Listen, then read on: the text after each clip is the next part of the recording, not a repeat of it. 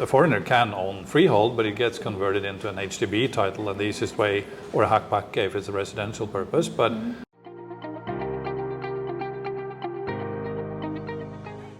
Good afternoon, Pak Terry. Good afternoon. So my name is Wayana. I'm from Bukit Vista, and amazing event today, and have a lot of insight. Can you give me a summary of the event presentation of today?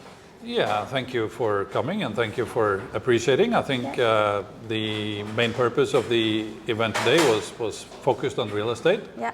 And I think as a broad specter of that is, the do's and don'ts maybe for foreigners, what can they do related to company, related to a little bit of taxes, but mainly zoning and ownerships, and how to secure your future investment or existing investment, whether that is a title or whether it's a leasehold. Yeah. Okay, cool. Thank you for the answer. For the second question, what is the most interesting question raised by the participant?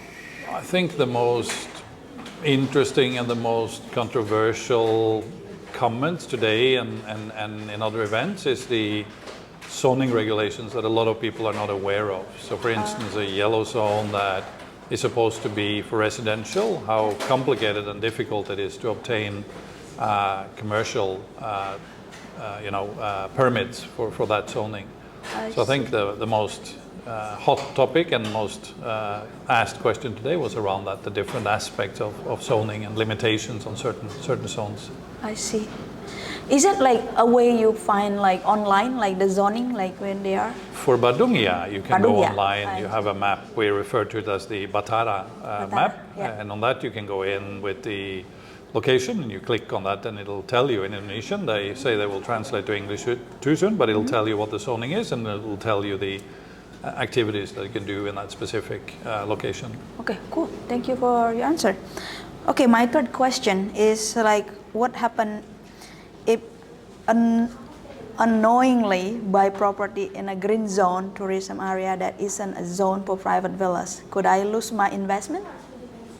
I think we answered that saying that so far I have yet to see that the government actually demolishes villas. There is rumors now that they may do that in Uluwatu, and in particular those on the cliff side that doesn't have any permits, but it remains to be seen.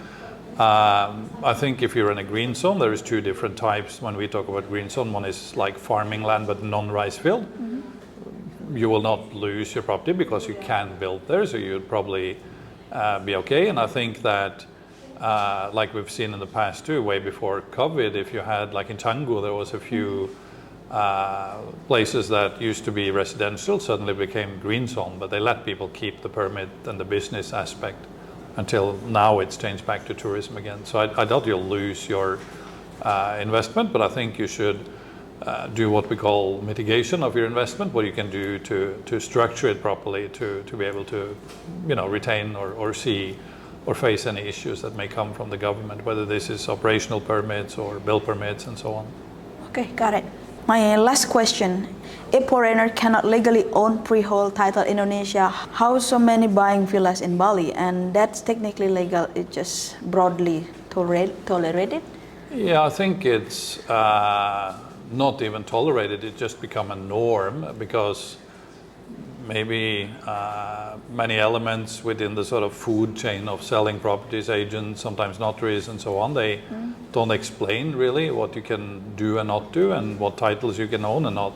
I argue that a foreigner can own freehold, but it gets converted into an HDB title, and the easiest way, or a Hak Pakai if it's a residential purpose, but the easiest way to explain that as a freehold is that if later I sell back to you being an Indonesian, it can be converted back to freehold, so it doesn't lose any value. But I question a lot, and what we talked about today too, the leasehold structure that I see now, or we see now being maybe 80% of the market and a mixture of private persons and PMA and so on. We always recommend to use a PMA regardless, because if you do it as a private person, maybe from a tax perspective, that's okay, and the tax office, receives the payment. But from an immigration perspective and a legal perspective, it's a very questionable structure. So let's say you have a legal dispute with your neighbors or landlord or access road, you're in a very weak position, and you can be, be at a total loss because of that. So we always say, regardless of lease or title, HDB, whatever it is, use a PMA. Got it.